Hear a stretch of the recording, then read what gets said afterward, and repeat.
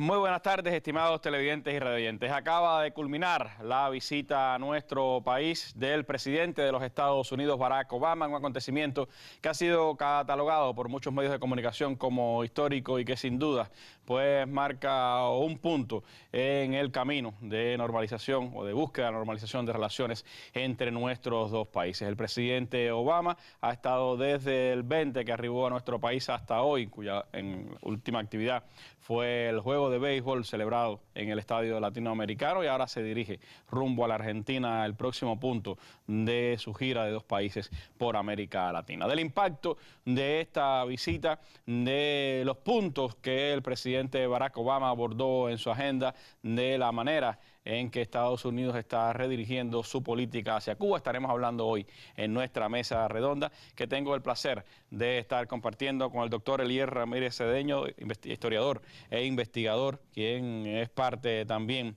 de los cubanos que estuvieron esta mañana en el Gran Teatro de La Habana, escuchando el discurso del presidente norteamericano Barack Obama.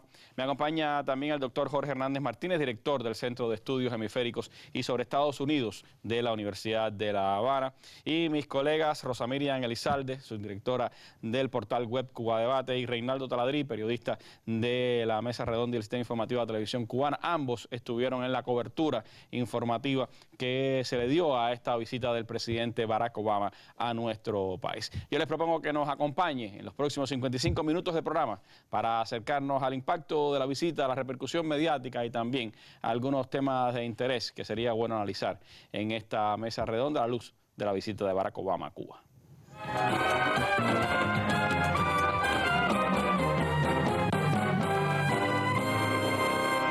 Buenos días de ajetreada cobertura periodística, quizás cansancio un poco también en quienes estamos en esta parte de la mesa, pero en medio de los acontecimientos que se estaban dando en nuestro país, hoy una noticia conmovió al mundo y fueron los atentados terroristas que acabaron de ocurrir en Bélgica y que sin duda son la noticia del día en nuestra mesa redonda.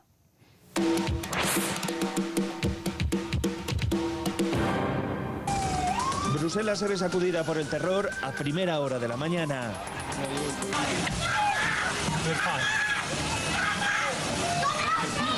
Son cerca de las 8 en plena hora punta. El terrorismo ataca un lugar clave para la vida de la capital belga, Zaventem, el principal aeropuerto. En el área de salida se han producido dos explosiones, al menos una de ellas causada probablemente, dice la Fiscalía belga, por un terrorista suicida. La otra quizás una maleta bomba. Son al menos 14 los muertos y hay más de 90 heridos. Algunos testigos cuentan cómo parte del techo se vino abajo. No ha transcurrido ni hora y media cuando una tercera explosión agita el corazón de la ciudad. Un kamikaze se ha hecho explotar en el metro de Melbeck, a un paso de las instituciones europeas. Causa al menos 20 muertos y más de un centenar de heridos. En el aeropuerto la policía ha encontrado, junto a alguno de los cadáveres, un cinturón de explosivos sin detonar que han hecho estallar de forma controlada. También un Kalashnikov. Mientras se trata de reconducir la situación en los dos lugares atacados y las unidades antiterroristas llevan a cabo diversos registros domiciliarios, medios belgas comienzan a difundir la imagen de quienes podrían estar detrás de los hechos. La Policía Federal se centra en averiguar quiénes son los autores y si alguno de los ejecutores se ha podido dar a la fuga. Bueno, así están los acontecimientos. Las noticias de última hora están hablando de aproximadamente 34 muertos y casi más de 170 heridos como resultado de estos atentados terroristas. Todas las instituciones europeas, por supuesto, que han estado movilizadas en las últimas horas. Condolencias desde los más diversos rincones del planeta. Se sabe de los pronunciamientos del presidente Barack Obama desde aquí, desde La Habana, acerca de estos acontecimientos. También el minuto de silencio que antes de comenzar el juego de béisbol entre Cuba y los Tampa Bay Rays se hizo en el Estadio Latinoamericano, y hay también pues mucha zozobra en diversas capitales europeas e incluso en los propios Estados Unidos. También se han estado adoptando medidas en las últimas horas ante la posibilidad de que pudiera repetirse un atentado en cualquiera de estas ciudades. Hay que recordar que Bruselas, por supuesto, como se ha dicho, es la capital europea, es la capital de las instituciones europeas y también el lugar donde en las últimas semanas pues ha estado persiguiéndose a los autores de los atentados que tuvieron lugar en Francia y que por supuesto es una de las ciudades que estaba señalada como objetivo del Estado Islámico y de otras organizaciones terroristas. Las imágenes que siguen circulando por la red de redes, las que muestran los medios de comunicación, sin duda son escenas de pavor y de conmoción allí en esa ciudad. Y es parte también de la triste realidad de cómo ha sido infructuoso aún el enfrentamiento global al terrorismo. Las guerras, por supuesto, como dijo Fidel desde el 11 de septiembre, no son la solución al combate contra el terrorismo. Nuestra noticia del día de hoy, con ella comenzamos la mesa redonda. Entremos ya a hablar de la repercusión que ha tenido la visita del presidente Barack Obama a nuestro país.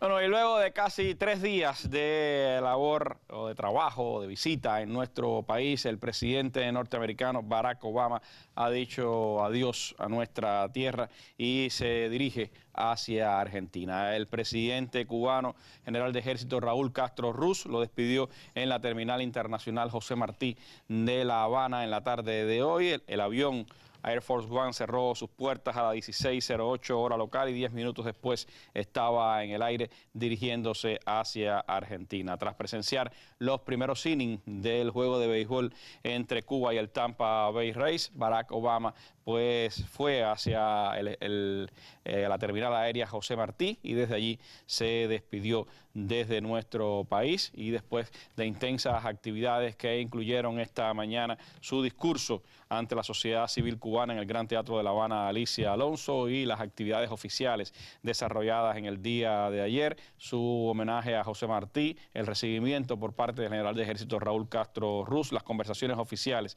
que se sostuvieron entre ambos gobiernos, su participación en el Foro Empresarial, Foro de Negocios Cuba-Estados Unidos y también pues la visita que realizó nada más llegada a La Habana a zonas de La Habana Vieja. El presidente Barack Obama estuvo acompañado durante todo el tiempo por la primera dama, por sus hijas, por la suegra y también por una amplia delegación de casi 800 personas, se dice, entre congresistas, empresarios, representantes de diversos sectores de la sociedad norteamericana, 100 periodistas que acompañaron al presidente Obama en esta visita, más los casi 2.000 periodistas entre cubanos y extranjeros que cubrieron esta visita, sin dudas catalogada como un acontecimiento histórico. Me gustaría comenzar pues preguntándole a Reinaldo Taladrí, en vista del proceso de restablecimiento de relaciones entre Cuba y Estados Unidos, de la búsqueda de una normalización de relaciones entre nuestros dos pueblos, ¿qué impacto tiene esta visita del presidente Barack Obama a Cuba? Tú que has estado pues siguiendo los acontecimientos durante estos 3 días. Ellos se plantearon, cuando se analiza esto hay que ver a quién le está hablando Obama, para qué se hace una cosa, para quién se hace otra, etcétera. Ellos se plantearon que esta visita fuera ahora y no después de las elecciones de noviembre. Si era después de las elecciones de noviembre, ellos consideraban que era turismo. No turismo propiamente, pero que iba a ser simbólica. Ellos dicen que al hacerla ahora pudiera tener un significado real y concreto. ¿Cuál? Hacer irreversible lo que a donde se ha llegado. O sea, restablecimiento de relaciones y comienzo del proceso de normalización.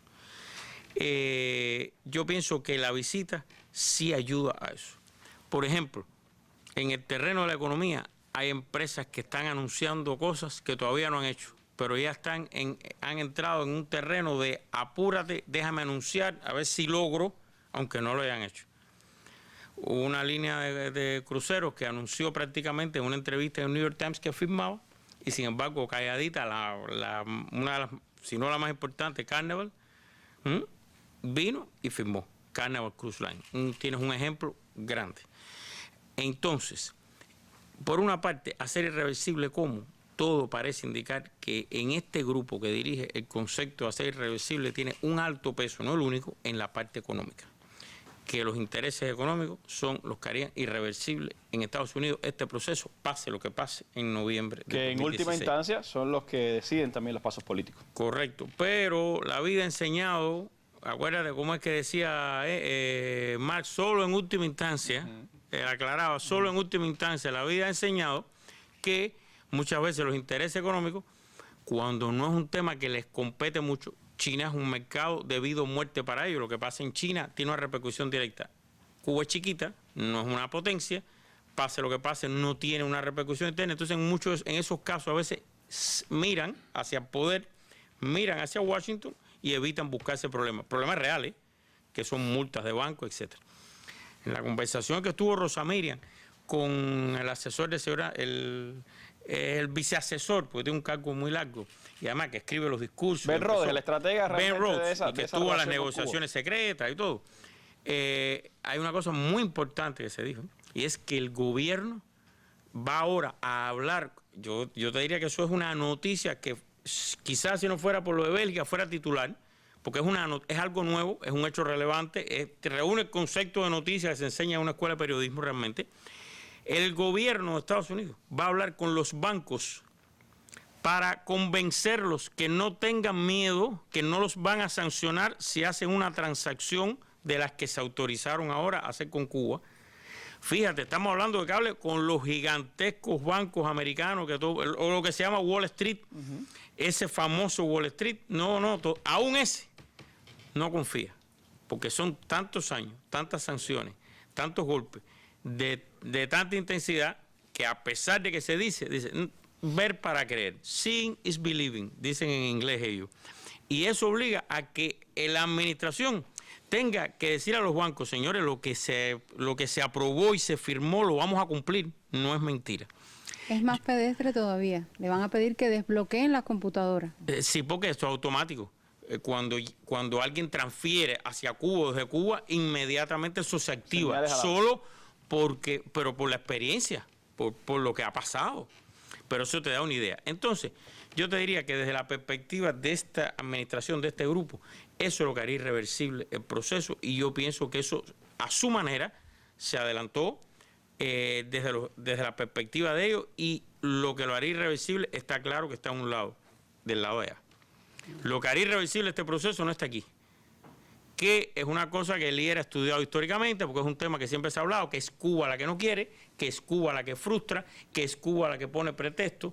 Todo parece indicar que para hacerlo irreversible hay que hacer cosas que incidan en el lado de allá, porque del lado acá hay una decisión clara que es restablecer y normalizar, y están claros los puntos que el gobierno cubano ha dicho que considera normalización. Por tanto, aquí está claro, incluso con paciencia, como Guantánamo, como otras cosas, con paciencia, pero está claro. Ahora, eso yo creo que era el objetivo principal de la visita, y quizá hay colaterales como son quitar miedo, y bueno, ya después se podrá hablar. Miedo, quiero decir, a gente allá que todavía tiene la imagen esa de Cuba de 5 décadas de villano, de malo, de peligroso, etcétera, etcétera. Lo dijo el presidente también, lo dijo en el diálogo con los empresarios, y lo mencionó, que la gente también le pierde el miedo, aunque realmente Cuba no ha hecho nada. Pero bueno, comparado.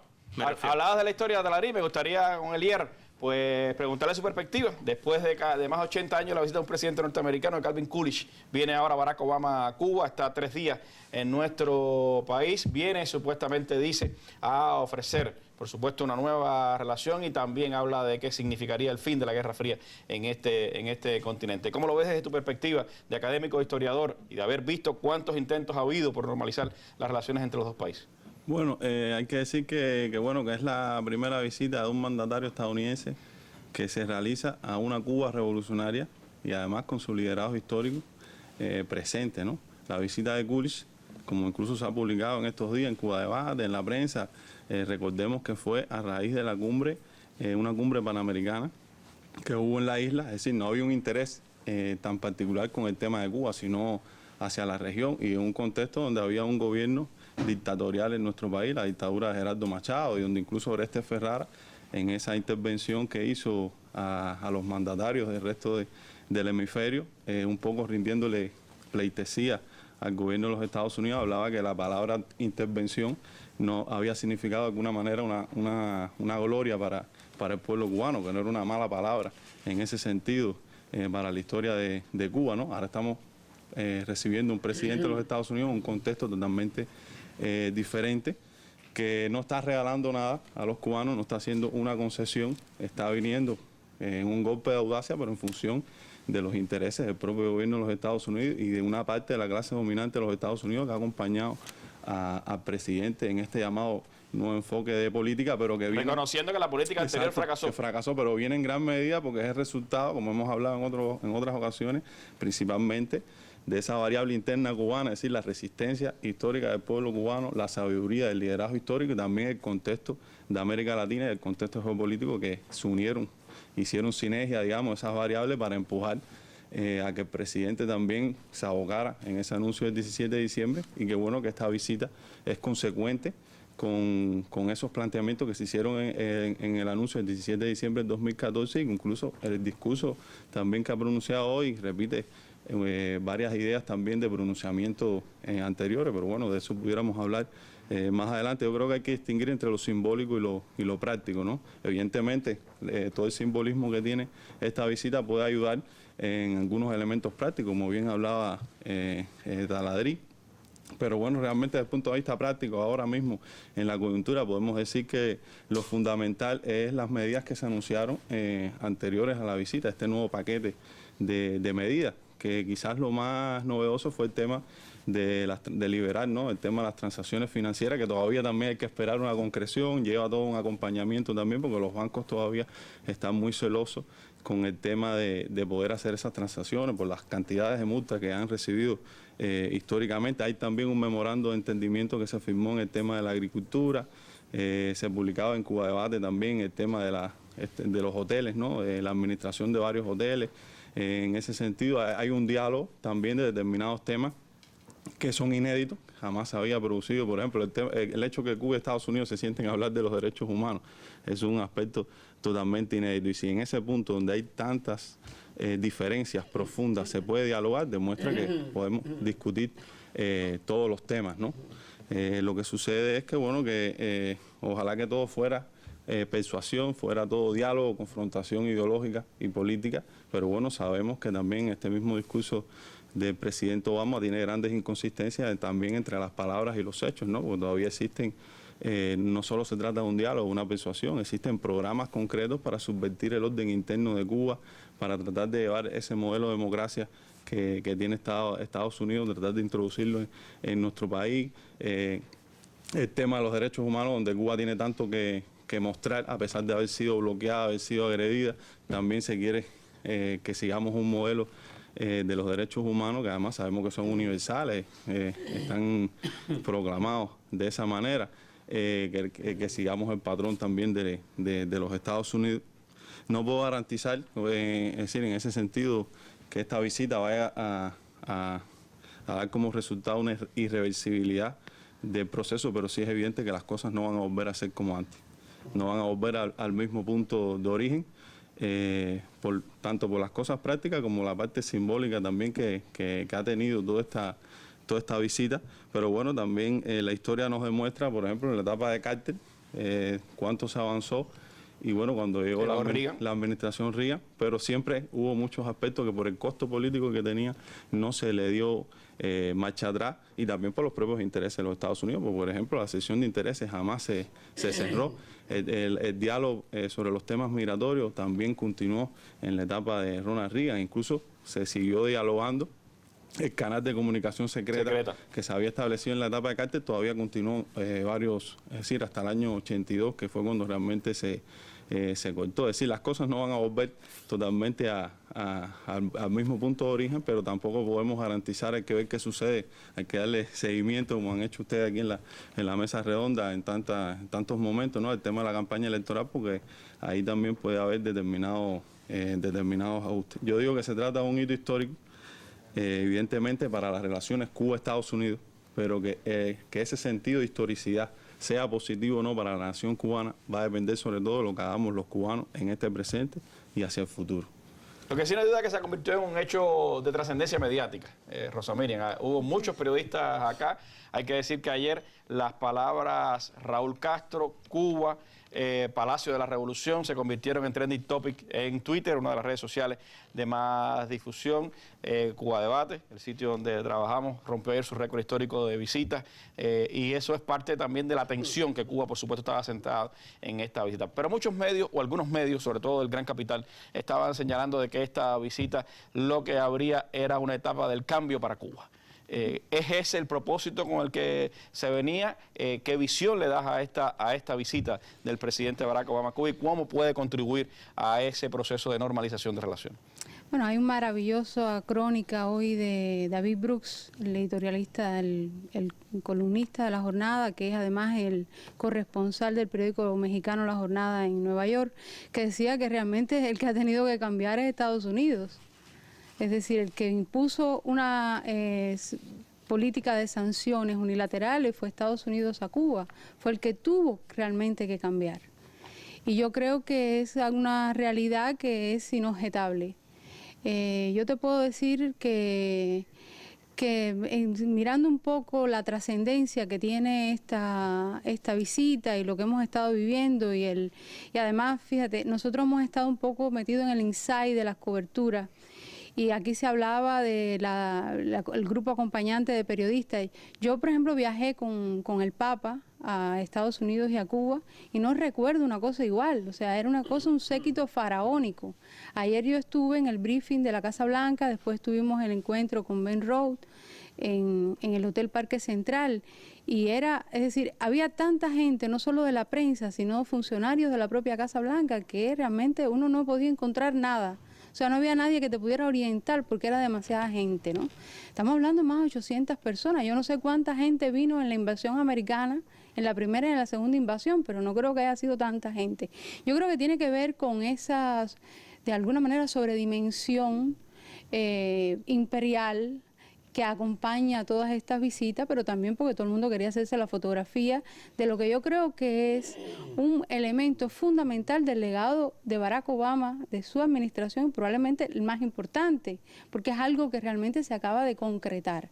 Y es lo que explica que vinieran casi 40 congresistas, que estuvieran aquí tanta gente dando vueltas, que los periodistas se pelearan por ser incluidos en la nómina del grupo de prensa que traía la Casa Blanca. Es decir, estábamos viviendo eso. O sea, quienes han tenido que cambiar, quienes quieren estar aquí, han sido ellos realmente. Por lo demás, no ha habido, de alguna manera, desde el punto de vista mediático, del insight, nada más difícil ni más complejo que otras coberturas que hemos tenido, que han tenido también una enorme repercusión. Esta es una.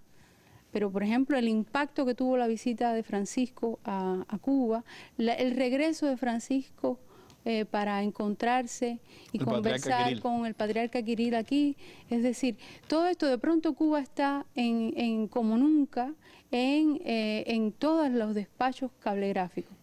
De una manera así extraordinaria. Es como de pronto es un redescubrimiento de nuestra realidad, y entonces nosotros seguimos siendo los mismos. El cambio que se está produciendo, a veces de una manera bastante folclórica, ¿verdad? Porque para cierta prensa norteamericana nosotros somos una especie de Disneylandia de los carros viejos y no ven mucho más allá. Y es, por ejemplo, lo que uno encuentra también en el discurso del propio presidente. Hoy, por ejemplo, yo sentí que la gente que estaba allí escuchando tenían sentimientos encontrados.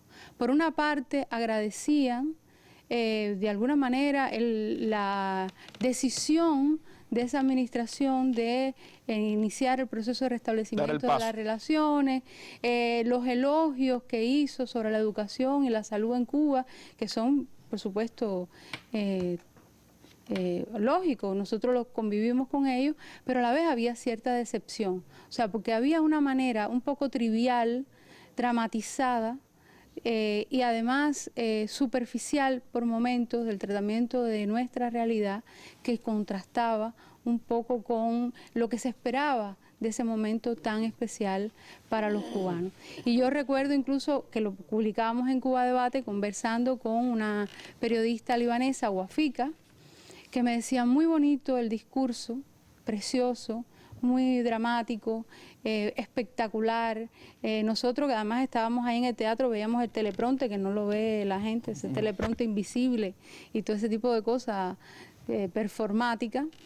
Pero bueno, eso mismo pasó en el Cairo, aquel famoso discurso al mundo musulmán. Exactamente, donde fue adorado por los musulmanes, y en el 2009 y poco después llegaron las bombas, mataron gente, intervinieron en Libia, y entonces decía, por favor, cuidado, que no sea lo mismo para Cuba. Es decir, estamos hablando de eso.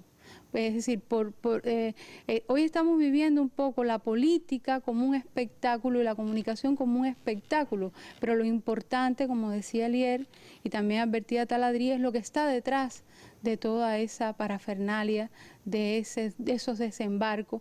Y la otra cosa que yo quisiera apuntar, que también de alguna manera ha salido, no tanto en el discurso verbal, pero sí en las imágenes, es la tranquilidad de este país. Es decir, ahora mismo está en estado de alerta, lo que veíamos anunciando en Buenos Aires por la llegada del presidente, lo van a recibir manifestaciones de protesta, tuvieron que anunciar que iban a desclasificar los archivos. De los vínculos de Estados Unidos con la dictadura argentina. Mientras que aquí nosotros íbamos en la caravana de los periodistas y tú veías a la gente normal, la gente saliendo a trabajar, es decir, nada que ver con ese despliegue policial y esa paranoia de seguridad que uno ve y ha visto en otros contextos, con el presidente Obama y con el Papa Francisco y con otros dignatarios, ¿no?, internacionales. Ha sido 3 días, sin duda, de todas formas, de importante confrontación de ideas, de importantes momentos en esas relaciones, y 3 días que me gustaría también escucharlos en la valoración de Jorge Hernández, quien ha tenido por muchos años que estudiar la vida política de los Estados Unidos y que conoce también, por supuesto,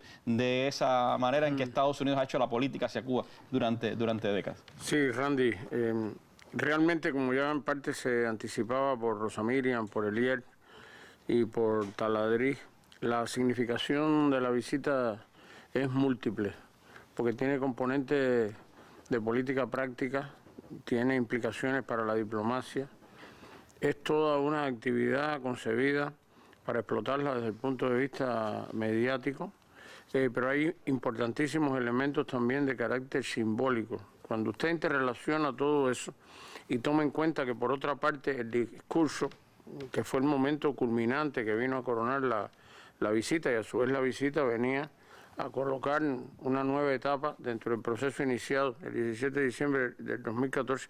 Si usted conecta toda esta multiplicidad, digamos, de aspectos o de dimensiones que tiene la visita, con lo que pareciera ser la diversidad de públicos a los que estaba dirigida la explotación propagandística, la argumentación ideológica, ustedes le dirían la cobertura mediática también, creo, en el lenguaje de la prensa. Había una diversidad de públicos donde estaban contemplados también los sectores internos dentro de los Estados Unidos, desde luego la sociedad cubana, con lo que han dado en llamar como sociedad civil, la realidad latinoamericana en su conjunto y sectores de la opinión pública internacional.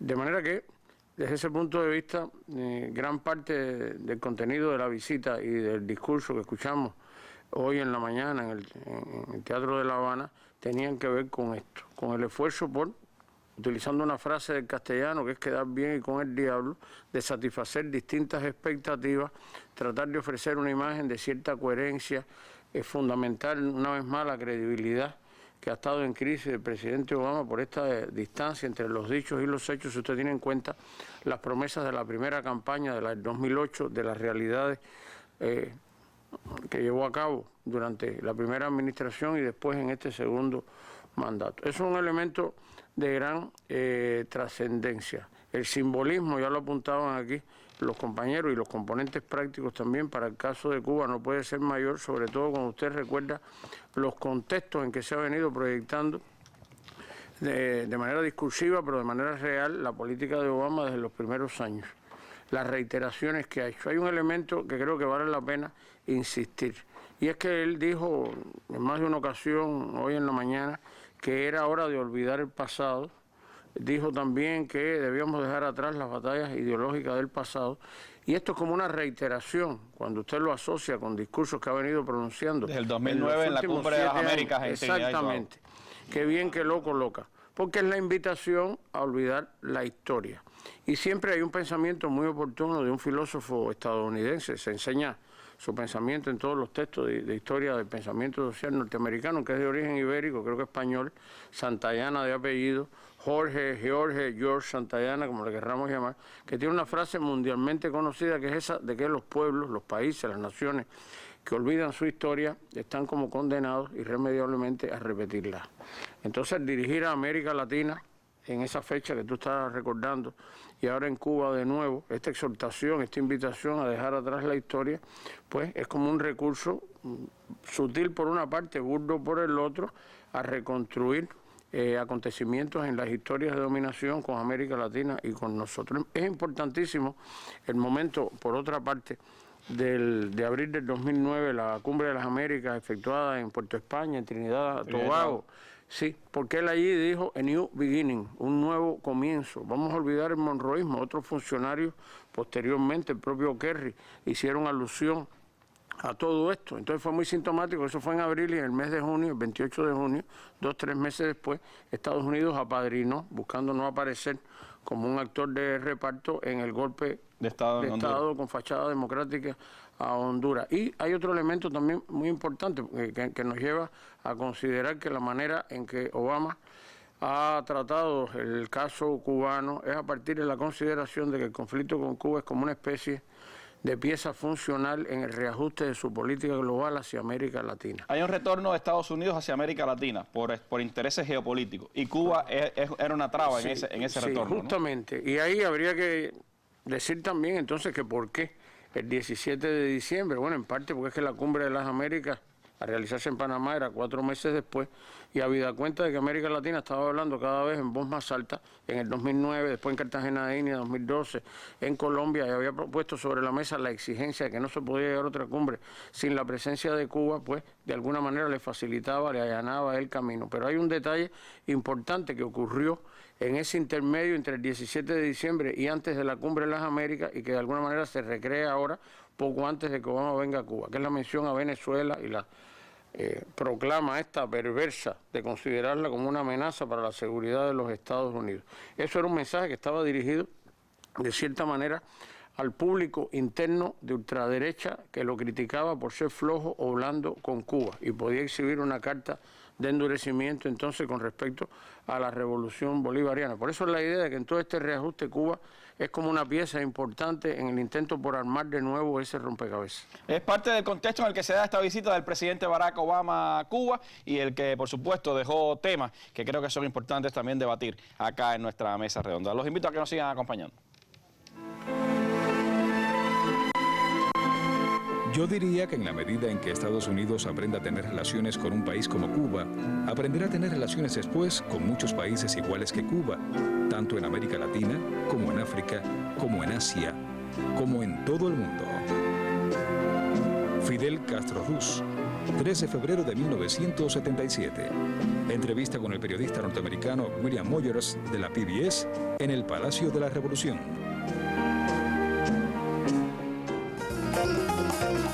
La primera visita en casi 9 décadas de un presidente estadounidense a la isla caribeña. Barack Obama aprovechó para visitar el barrio histórico de La Habana. El presidente de Estados Unidos, Barack Obama, frente al monumento a José Martí. Barack Obama destacó que los cubanos son los que deben decidir su futuro.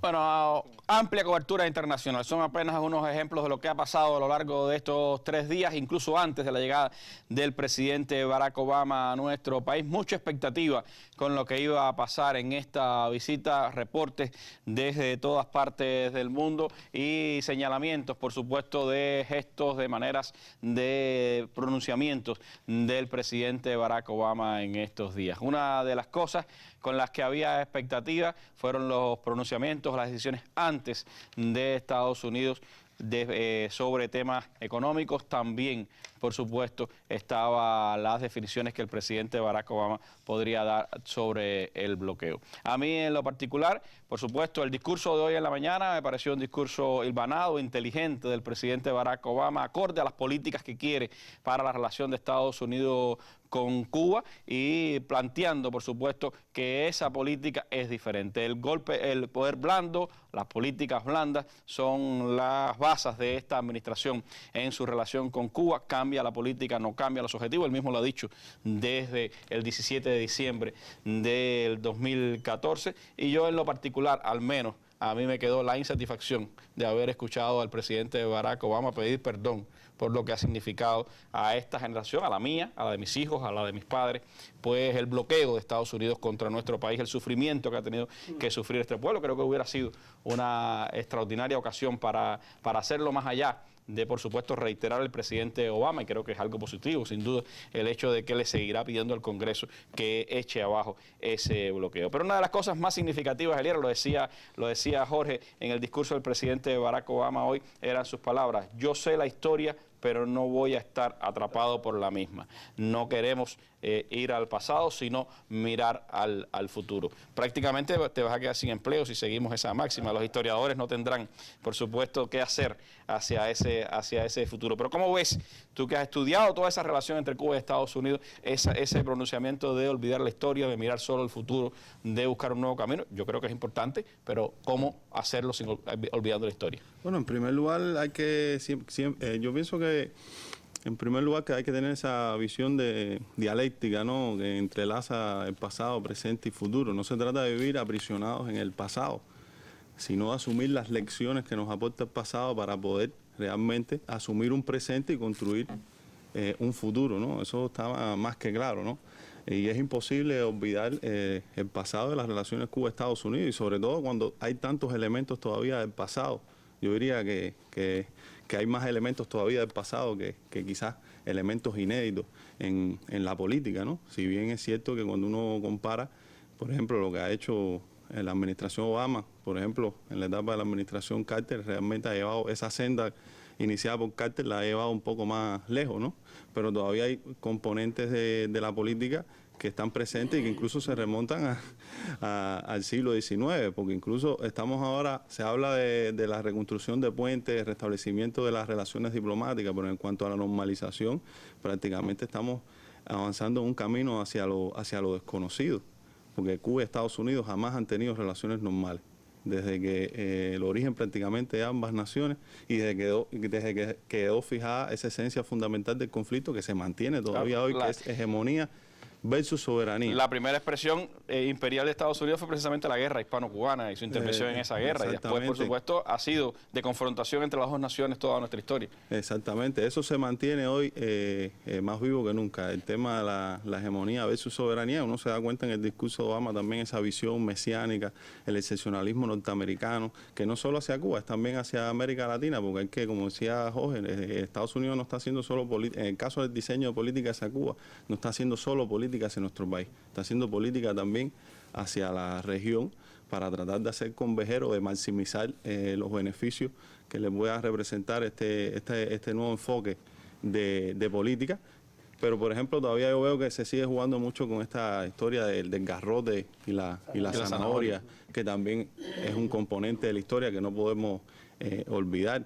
Hay una serie de elementos del bloqueo, de la presión externa, sobre todo directamente hacia el Estado cubano, hacia el gobierno cubano, que se mantienen todavía y que realmente están todavía en la facultad ejecutiva del presidente.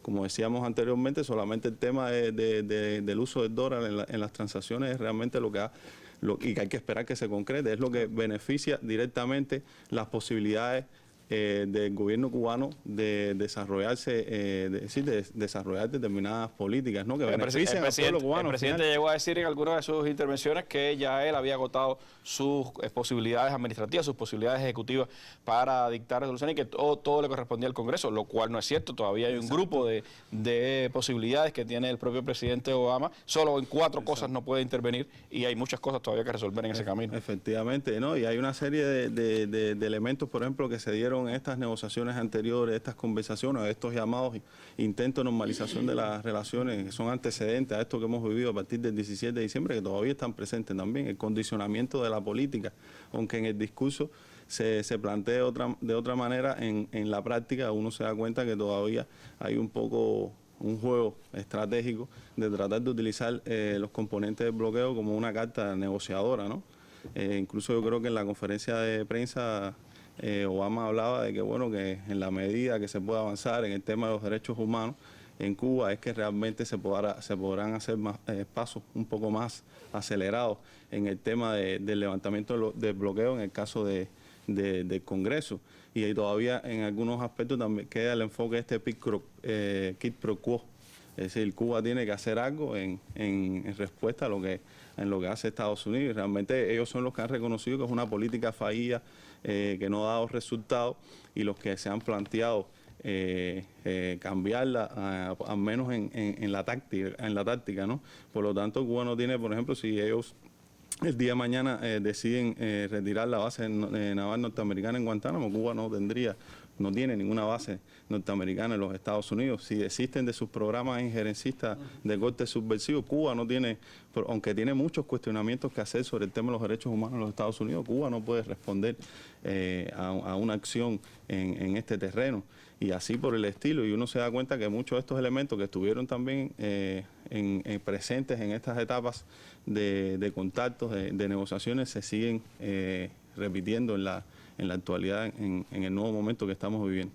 Hay elementos interesantes previos a la visita a Taladrí que se fueron dando, y como tú decías, hubo una avalancha de algunas noticias en el sector turístico, en el sector de las telecomunicaciones, algunos pronunciamientos de cosas que van a hacer empresas norteamericanas, aerolíneas que ya están diciendo que van a abrir sus vuelos, cruceros que van a venir a Cuba, pero en ninguno de los casos son cosas que tengan que ver con facilidades para la economía cubana, para las empresas cubanas. Se está hablando de facilidades y de restricciones que se le están quitando a empresas norteamericanas. Ayer fue el Foro de Negocios Cuba-Estados Unidos. Lo que salió públicamente ese momento del encuentro de Obama con ese empresariado solo fue un intercambio de Obama con los llamados emprendedores o el sector no estatal, los cuentapropistas que se desarrollan en Cuba, que representan en este momento solo un 6% del aporte al presupuesto de este país. No estaba presente, o al menos no hubo un intercambio con la gran empresa estatal cubana, que es quien soporta la economía de este país. ¿Cómo entender esa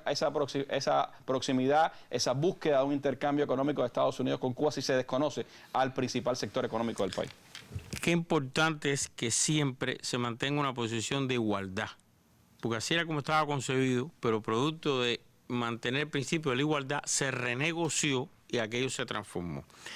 Es cierto que lo que más cobertura tuvo fue la parte final, pero se logró incluir otras partes de intercambio donde sí estuvieron en el estrado. Por ejemplo, estuvo Agustín Laje, estuvo el director de Cubarrón, estuvo la directora comercial de BioCuba Pharma, estuvo la directora del puerto en Mariel. ¿Por qué razón? Todo es para beneficiar al cubano común. Bien, entonces se dice nada para el Estado. Correcto. Si tú tienes un campesino que es privado, cultiva tabaco en Pinar del Río, en tu provincia natal, ¿no? Él le vende eso a una empresa mixta, anglo-cubana, que lo comercializa. Si tú inviertes en tabaco, esos campesinos van a ganar más, van a vender más, se va a comercializar más tabaco en un mercado gigantesco, que además puede invertir para multiplicar aumentar esa producción. Un mercado gigantesco del cual todavía no participa Estados Unidos. Exacto. No digo el mercado gigantesco de Estados Unidos, me refiero. Estoy un poquito, mi capacidad de estar por el 60-65%, pido disculpas si no me hago entender claramente, lo reconozco, me autocritico y me comprometo a superarlo después que duerma. Entonces, ¿qué pasa? Sencillamente no se beneficia a ese campesino pinareño o de Santi Espíritu, porque por el medio hay una entidad que no puede recibir nada. Yo fui un poco atrevido ayer y se me ocurrió preguntarle al doctor Agustín Laje, mire, hay gente que dice, y se repite, que no se puede hacer una empresa mixta con usted para producir cosas porque la ganancia va a ir a parar a reprimir a alguien. ¿usted me puede decir cómo lo que usted ingrese va a ir a reprimir a alguien? Yo se lo pregunté a sí mismo, al doctor Agustín Laje, cosa que es un absurdo, porque además anteriormente Biocuba Pharma había explicado cómo ellos no reciben del Estado, sino con los ingresos echan a andar todo el sistema empresarial de ellos. Eso es un logro. El desconocer en Cuba o tratar de desconocer al sector estatal de la economía, que es abrumadoramente mayoritario en todos los sentidos, porque tú mencionaste el presupuesto, pero si tú vas al Producto Interno Bruto es mucho mayor lo que aporta. Yo pienso que no beneficia al cubano común. Y entonces ahí tú ves una contradicción entre el dicho, quiero beneficiar al cubano común, pero, por ejemplo, si tú inviertes en los hoteles, bueno, ya se abrió una puerta, vamos a ver si sigue, no beneficias a los que trabajan en los hoteles. No se supone que ganen más, suban salario, etcétera. ¿Son cubanos comunes o no? Segunda contradicción. ¿Cómo machea con el más puro concepto del libre comercio que defienden todas las administraciones de Estados Unidos? Y que él lo volvió a defender en su discurso. ¿Cómo machea con el concepto de libre comercio decirle a las empresas estadounidenses? Puedes venderle, el sueño de toda empresa es vender, puedes venderle a este sí, pero a este no. Por ejemplo, y si el Ministerio de Educación quiere comprar computadoras y software para las escuelas, el hecho que sea una entidad estatal lo margina de negociar, de hacer cosas. Un ejemplo que me viene a la mente ahora. Entonces, ¿cómo pega con el libre comercio? Véndele solamente a este no. Incluso, ¿cómo pega con los conceptos de libertad el condicionar lo que se haga? Yo te voy a decir algo, yo creo que lo mejor que puede pasar, y sería una situación de que ganen todas las partes, es que se discuta todo esto. Porque cuando yo introduje ese tema allí en el foro, una cuentapropista, palabra que a mí no me funciona mucho, yo prefiero decirle sector no estatal, realmente, porque, bueno, la historia es la historia, nosotros no lo olvidamos, pasó cuentapropista, pero a mí me gusta más sector no estatal o privado, son privados.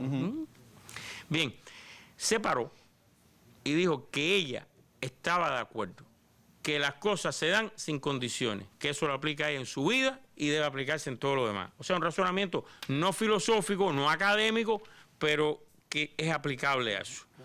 Es aplicable a eso. Incluso el hecho que se discutan las cosas, pero con todas las partes, no excluyendo a nadie, puede hasta redundar en que ganen todos. Yo introduje el tema con el director del grupo empresarial del Ministerio de Comercio Exterior, si él pensaba que era mejor o no que él tuviera el monopolio de las importaciones y que el sector no estatal no importara directamente. Y él dijo, claro, si importan a través mío, van a salir ganando por esto, por esto y por esto. Se pararon varios dueños de restaurantes, le preguntaron y no sabían, no se conocía, quizás hay prejuicio, quizás hay falta de comunicación, que lo podían hacer y que si lo hacían a través de ellos, podía incluso ser más efectivo, dado que no existe todavía un mercado mayorista. Ahora, si se hubiera hecho, como solo la parte final, un diálogo solo con algunos privados y ya no se hubieran logrado estas cosas. Un ejemplo de que si tú condicionas, si tú excluyes, al final no gana nadie, en mi opinión. Y yo pienso que esto fue una lección de este foro empresarial. Gracias, Taladri. Mucho más pudiera hacerse si se levantara el bloqueo de los Estados Unidos. Reconocemos la posición del presidente Obama y de su gobierno contra el bloqueo y los reiterados llamados que ha hecho al Congreso para que lo elimine. Las últimas medidas adoptadas por su gobierno son positivas, pero no suficientes. Intercambié con el presidente sobre otras medidas que pensamos pueden tomarse para eliminar restricciones aún vigentes y hacer una importante contribución al desmantelamiento del bloqueo. Esto es esencial porque el bloqueo continúa en vigor y tiene componentes disuasivos y efectos intimidatorios de alcance extraterritorial, sobre lo cual le puse algunos ejemplos al presidente para mostrarle sus consecuencias negativas para Cuba y otros estados. El bloqueo es el obstáculo más importante para nuestro desarrollo económico y el bienestar del pueblo cubano. Por eso, su eliminación será esencial para normalizar las relaciones bilaterales. También será beneficioso para la emigración cubana, que desea lo mejor para sus familias y su país. Coincidimos en que nos queda por delante un largo y complejo camino por recorrer, pero lo importante es que hemos comenzado a dar pasos para construir una relación de nuevo tipo, como la que nunca ha existido entre Cuba y los Estados Unidos. Destruir un puente es fácil y requiere poco tiempo. Reconstruirlo sólidamente es una tarea de mucho más y larga, es mucho más larga y difícil.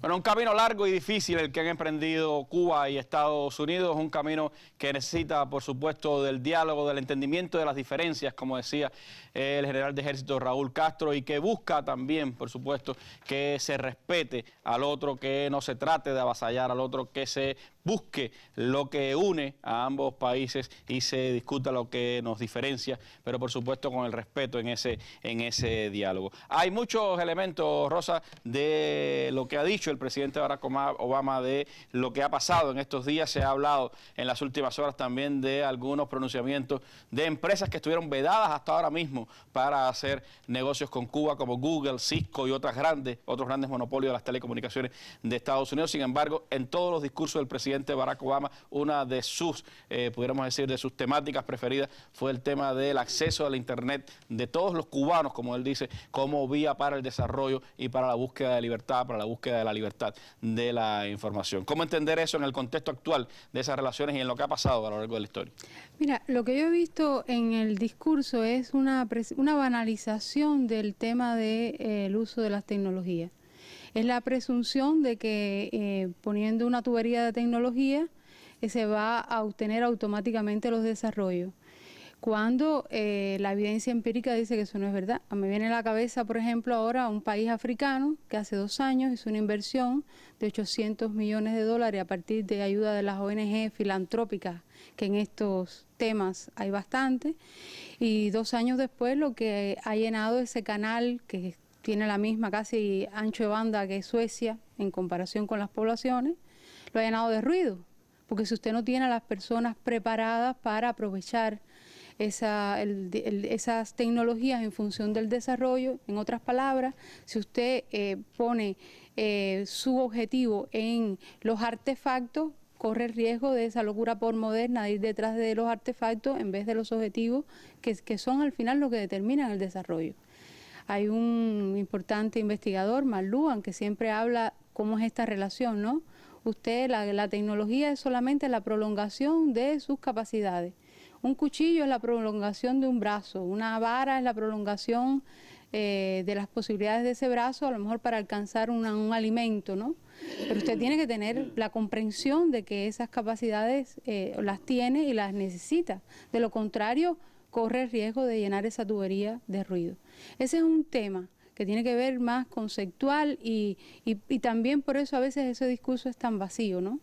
Y no aterriza en nada, y lo que está detrás son los objetivos no nuestros de desarrollo, sino los objetivos de otros para llenarnos de ruido. Entonces eso es un elemento. El otro elemento es económico. Hay una presunción de que a veces parecen los discursos que uno levantando un dedo o un perchero ya se conecta a Internet.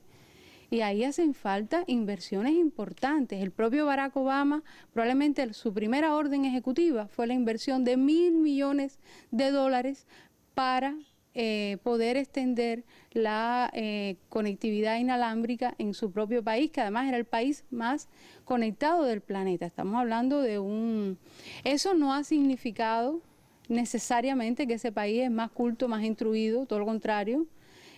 Por supuesto, tiene, como todo, Estados Unidos es un país muy complejo, donde hay estos ultradesarrollos que están conviviendo con el pensamiento de Donald Trump y la gente que sigue a Donald Trump. Es decir, lo que también demuestra un poco la tesis anterior. Pero además el propio presidente Obama fue el mismo que reconoció en su discurso del 17 de diciembre que había sido Estados Unidos el principal obstáculo para el desarrollo de las telecomunicaciones en Cuba. Y ese es el tercer elemento, o sea, los contextos, eso no está en un vacío, hay un contexto histórico.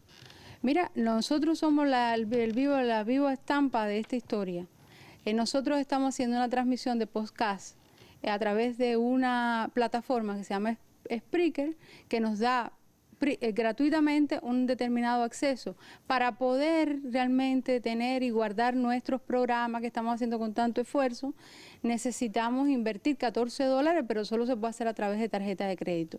Es importante recordar que en la ley Torricelli, una de las cosas que está allí, o sea, clavada, es el hecho de que sí, Estados Unidos permite que se pudo producir en el año 1996 el acceso a Internet, pero con un condicionamiento político, solamente para dar acceso libre a la información, no a la información cualquiera, sino la que viene de Estados Unidos, pero impedía el comercio electrónico. Ayer en el foro de Taladrí, una cuenta propista, cuando el presidente Obama le preguntó qué usted quisiera que nosotros pudiéramos hacer, ella dijo, por favor, acceder a que nosotros podamos acceder a intercambios y al comercio electrónico, porque efectivamente sin eso usted hoy no puede hacer prácticamente nada, porque todos los flujos financieros, de intercambios económicos, de importación y exportación de productos se dan a través de estas tecnologías. Por lo tanto, eso hay que, lo que significa además, es decir, este discurso no quita el hecho de que nosotros